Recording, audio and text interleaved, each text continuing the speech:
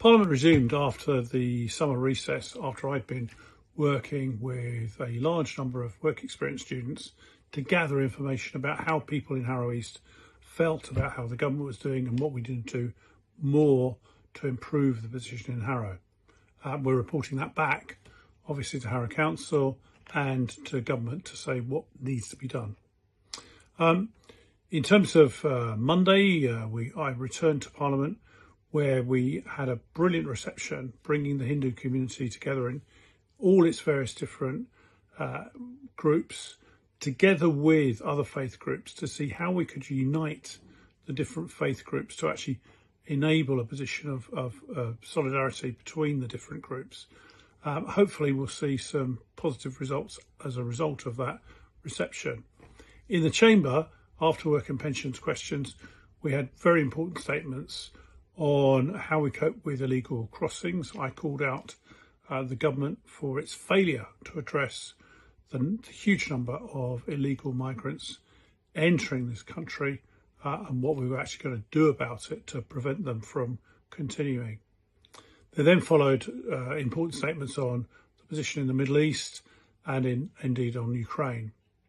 I rushed off after the first statement to attend St Mary's Church, where we welcomed the inauguration of the new vicar, Reverend James Mosher, who will no doubt take the ministry in Harrow forward. Tuesday morning, I was at the Administration Committee, where we're looking at telephony for services provided not only to MPs in Westminster, but in their constituencies and beyond. I then spoke at the All-Party Parliamentary Group for Ending Homelessness on the launch of a report that we've done on how we can actually combat homelessness and the actions the government need to take.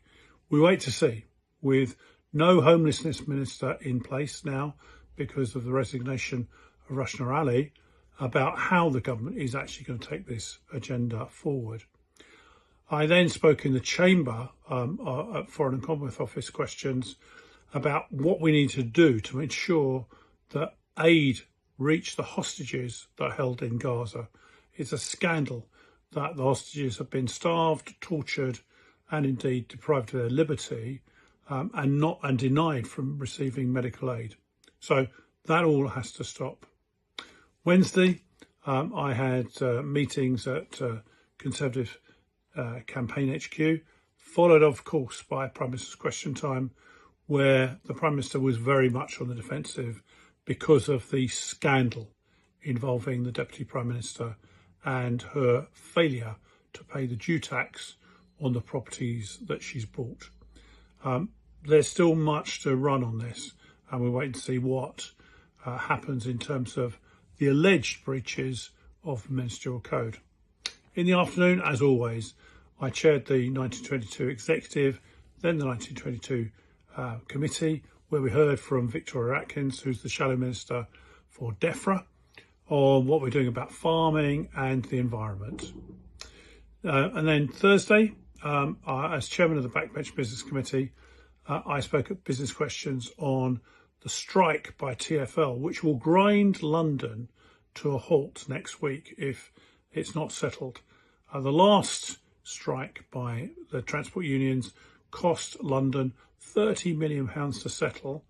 There seems to be no sign whatsoever of any agreement, and so we face potentially 5 days of strike action, which will completely disrupt the work of London, the ability of people being able to get around London, not only to work, but also our tourists and beyond. So hopefully we'll see over this weekend a settlement, and one that doesn't involve Londoners having to pay out shed loads of money to compensate the desperate position in relation to the particular strikers. I also raised on Thursday the position in relation to ensuring that whistleblowers who highlighted the dreadful position of the sexual grooming for child sexual exploitation, the whistleblowers that were sacked, who were actually forced to sign non-disclosure arrangements, that then were in the position whereby they can't actually reveal the truth of what went on. over the last 20 years in terms of these grooming gangs. I've called for those non-disclosure agreements to be removed so the whistleblowers can actually tell the truth about what actually happened. And then obviously on Friday, I'll be catching up on casework as well as doing my normal street surgeries over the weekend, out and about talking to residents in Harrow and listening to what their concerns are so I can relate them not only to Harrow Council but also to government. So I wish you well for the weekend and look forward to updating you again next week when hopefully we'll have better news.